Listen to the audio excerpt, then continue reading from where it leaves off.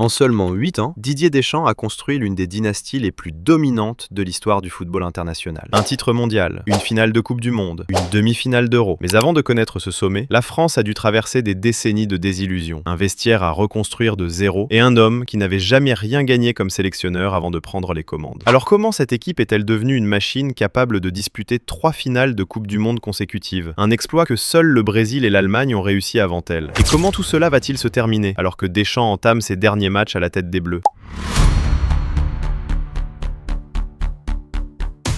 Pour comprendre, il faut revenir à l'été 2018, à Moscou. Quand Didier Deschamps prend les rênes de l'équipe de France en 2012, le pays sort d'un Euro 2012 sans éclat et d'un Mondial 2010 marqué par la mutinerie du bus de Naïzna, l'un des pires scandales de l'histoire du football français. Deschamps, lui-même sacré champion du monde comme joueur en 1998, hérite d'un groupe jeune et talentueux, mais encore instable. Griezmann, Pogba, Varane, Kanté, un certain Kylian Mbappé qui n'a que 19 ans. L'Euro 2016 à domicile se termine en désillusion, une défaite en finale contre le Portugal. Mais 2 ans plus tard, en Russie, tout bascule. La France élimine l'Argentine de Messi en 8e de finale dans un match d'anthologie, où Mbappé explose aux yeux du monde entier avec un doublé à seulement 19 ans. Les Bleus enchaînent contre l'Uruguay, puis la Belgique en demi-finale. En finale, face à la Croatie, la France s'impose 4-2 dans un match spectaculaire, avec Mbappé qui devient le 2e joueur de l'histoire à marquer en finale de Coupe du Monde à moins de 20 ans après Pelé. Mais ce titre n'était que le premier chapitre d'une histoire bien plus longue. Après le sacre mondial, tout semble aligné pour une nouvelle décennie de domination française. L'effectif s'enrichit encore avec l'arrivée de Kanté, Rabiot, Kimpembe. Mais l'Euro 2020, disputé en 2021 à cause de la pandémie, va révéler les premières fissures de cet empire. En 8e de finale contre la Suisse, la France mène 3-1 à la 81e minute. La qualification semble acquise. Mais l'équipe s'effondre en quelques minutes. La Suisse égalise 3-3 et le match se décide au tir au but. Mbappé, qui portait l'équipe depuis des années, manque le tir décisif. C'est l'une des plus grandes désillusion de l'histoire récente des Bleus. Et les premières critiques sérieuses commencent à viser la gestion du vestiaire par Deschamps, notamment sa relation tendue avec Benzema, écarté du groupe depuis 2015.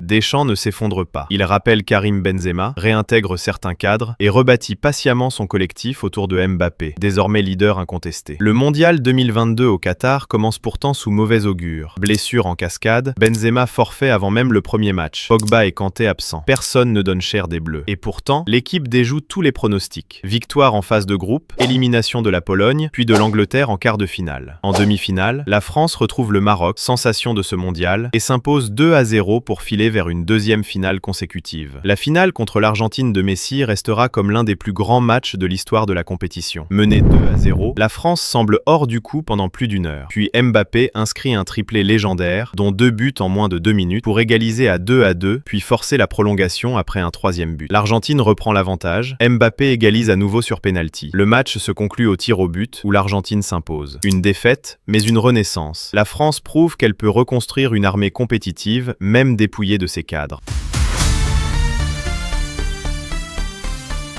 La France aborde l'Euro 2024 en Allemagne comme l'un des grands favoris. Mais l'équipe peine offensivement tout au long du tournoi, ne marquant qu'un seul but sur le jeu en 5 matchs avant les demi-finales. Les Bleus se hissent malgré tout jusqu'au dernier carré, où ils affrontent l'Espagne, équipe la plus flamboyante de la compétition. L'Espagne s'impose et file vers le titre européen, laissant à nouveau la France sur le bord de la route à un pas d'une finale majeure. Cette défaite marque un tournant. Les critiques sur le système de jeu prudent de Deschamps s'intensifient, et beaucoup s'interrogent sur la capacité du sélectionneur à faire évoluer son collectif alors qu'une nouvelle génération de talents frappe à la porte.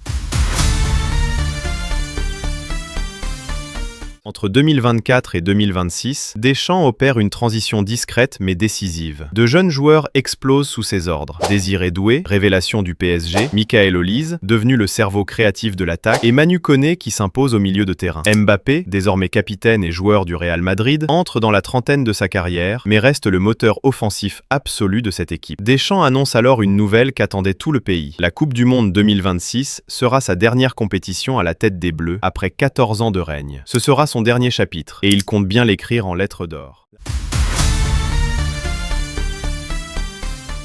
La campagne américaine des Bleus démarre par 3 victoires nettes en phase de groupe face au Sénégal, à l'Irak et à la Norvège, dans un groupe I largement dominé. En 16e de finale, la France écrase la Suède 3-0, porté par un duo Holise-Mbappé étincelant. Holise devient le meilleur passeur du tournoi, un record inégalé depuis 1994, tandis que Mbappé s'approche inexorablement du record historique de buts en Coupe du Monde, détenu par Lionel Messi. En 8e de finale, le Paraguay tend un piège redoutable aux Bleus, verrouillé pendant plus d'une heure par une défense à 5 ultra agressive.